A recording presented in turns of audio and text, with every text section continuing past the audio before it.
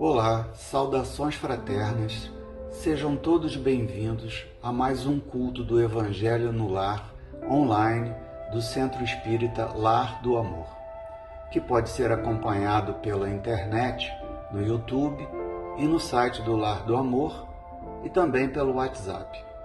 Eu me chamo Fábio Cardoso e o tema de hoje a ser estudado é Como é viver com Jesus nos tempos atuais?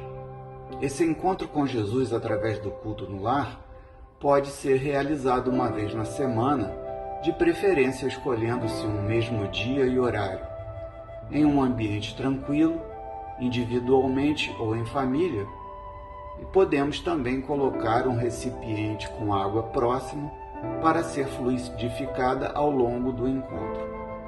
Vamos nos colocar em posição confortável, procurando nos esquecer de nossas problemáticas diárias. Leitura inicial preparatória. Serenidade e paciência. No sentido de preservar a própria paz, é indispensável que nos disponhamos a manter criteriosa atenção sobre nós mesmos. O conflito de resultados inavaliáveis pode surgir da explosão de sentimentos descontrolados. Entretanto, não se obtém a paz sem esforço. Quem acredite no imaginário valor da desinibição despropositada, no intuito de garantir o equilíbrio próprio, observe a força elétrica desorientada ou o trânsito das ruas sem disciplina. Ninguém possui uma serenidade que não construiu. Daí o impositivo da vigilância em nós próprios. Não se trata de prevenção contra ninguém, e sim de autogoverno.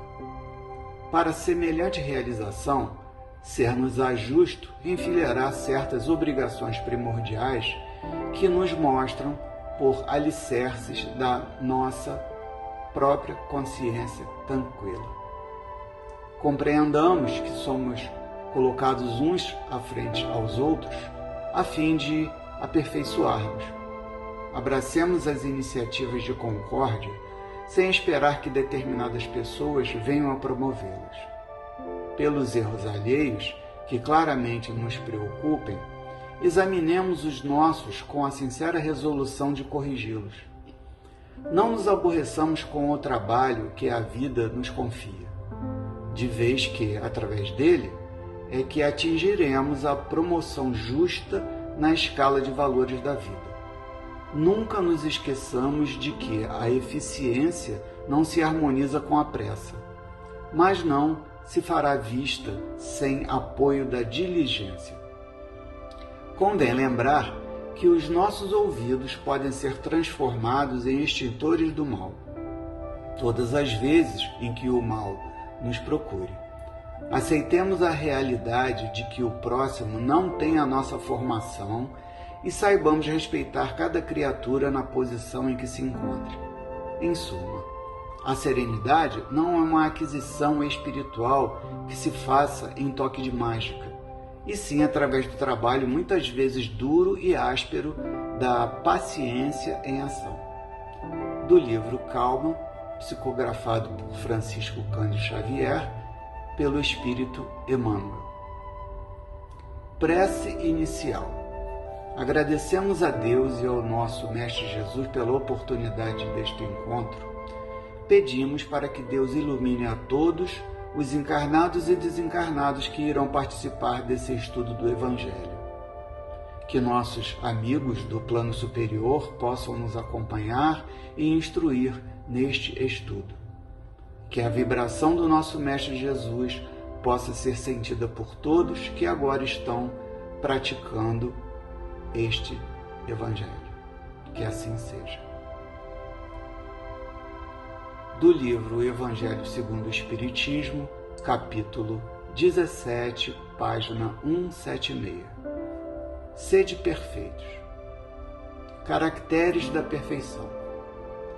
Amai os vossos inimigos, fazei o bem aos que vos odeiam e orai pelos que vos perseguem e caluniam.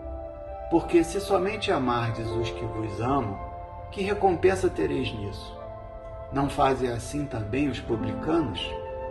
Se unicamente saudares os vossos irmãos, que fazeis com isso mais do que os outros? Não fazem o mesmo os pagãos? Sede, pois, vós outros perfeitos, como perfeito é o vosso Pai Celestial. Mateus, capítulo 5, versículos 44, 46, 47 e 48. Aquelas palavras devem ser entendidas no sentido da perfeição relativa, a de que a humanidade é suscetível e que mais a aproxima da divindade. Em que consiste essa perfeição? Jesus o diz: em amarmos os nossos inimigos, em fazermos o bem aos que nos odeiam, em orarmos pelos que nos perseguem.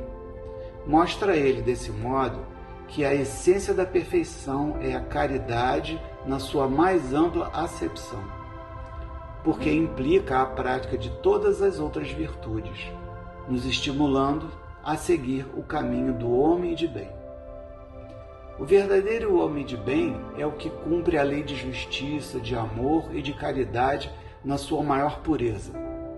Se ele interroga a consciência sobre os seus próprios atos, a si mesmo perguntará se violou essa lei, se não praticou o mal, se fez todo o bem que podia, se desprezou voluntariamente alguma ocasião de ser útil, se ninguém tem qualquer queixa dele.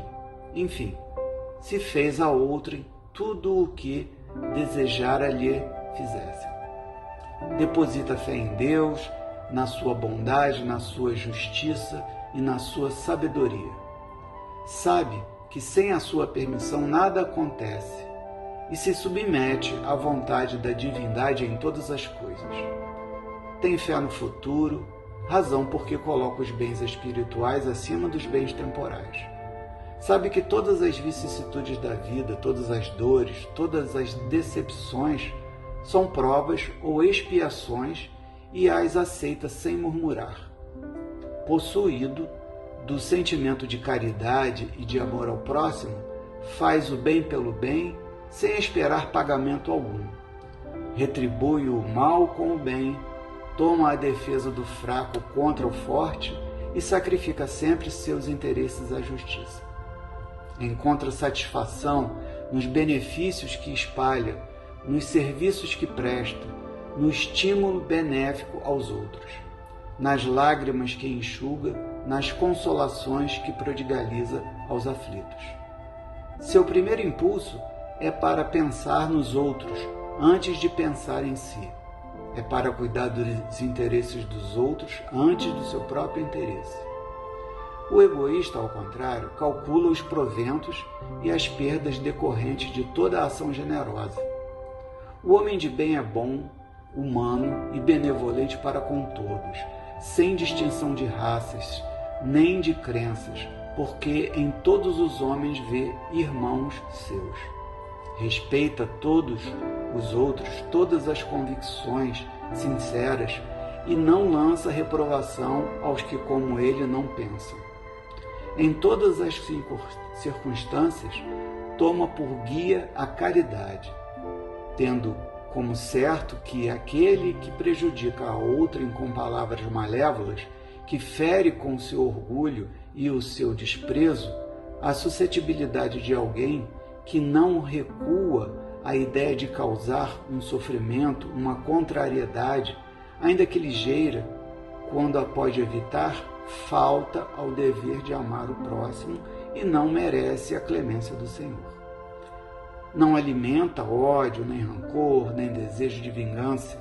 A exemplo de Jesus, perdoa e esquece as ofensas e só nos benefícios se lembra, por saber que perdoando-lhe será conforme houver perdoado. É indulgente para as fraquezas alheias porque sabe que também necessita de indulgência e tem presente esta sentença do Cristo: atire-lhe a primeira pedra aquele que se achar sem pecado. Nunca se compraz em rebuscar os defeitos alheios, nem ainda em evidenciá-los. Se a isso se vê obrigado, procura sempre o bem que possa atenuar o mal. Estuda suas próprias imperfeições e trabalha incessantemente em combatê-las. Todos os esforços empregados para poder dizer no dia seguinte que alguma coisa traz em si de melhor do que na véspera.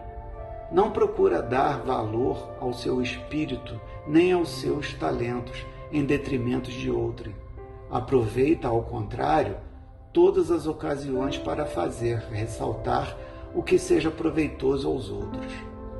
Não se envaidece da sua riqueza nem de suas vantagens pessoais, por saber que tudo o que lhe foi dado pode lhe ser tirado. Usa, mas não abusa dos bens que lhe são concedidos. Sabe que é um depósito de que terá de prestar contas e que o mais prejudicial emprego que lhe puder dar é o de aplicá-lo à satisfação de suas paixões. Se a ordem social colocou sob o seu mando outros homens, trata-os com bondade e benevolência, porque são seus iguais perante Deus. Usa da sua autoridade para lhes levantar o moral e não para os esmagar com o seu orgulho. Evita tudo quanto lhes possa tornar mais penosa a posição subalterna em que se encontram. O subordinado, de sua parte, compreende os deveres da posição que ocupa e se empenha em cumpri-los conscienciosamente. Finalmente, o homem de bem respeita todos os direitos que os seus semelhantes dão às leis da natureza, como quer que sejam respeitados os seus. Esta não é uma enumeração de todas as qualidades que distinguem o homem de bem, mas todo aquele que se esforce por possuir as que acabamos de mencionar está no caminho que conduz a todas as demais. Não podemos esquecer, amigas e amigos, que vivenciamos hoje o período da transição planetária, onde ocorre a transformação do mundo de provas e expiações para o mundo de regeneração.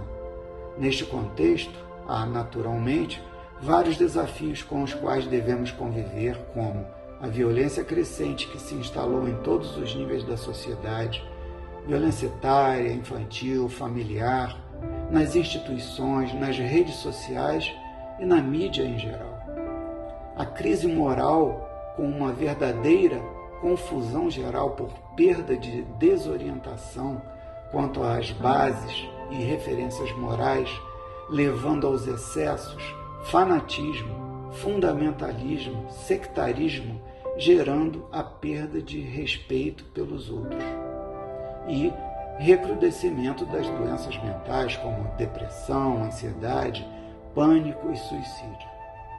Portanto, para não sermos sugados pelo desequilíbrio, nunca foi tão necessário quanto nos dias atuais o horário vigiar, mais do que nunca praticar a fé raciocinada, os passos do homem de bem, como informa o Evangelho citado, a oração diária, nem que seja por 2 minutinhos, e a prática do Evangelho no lar.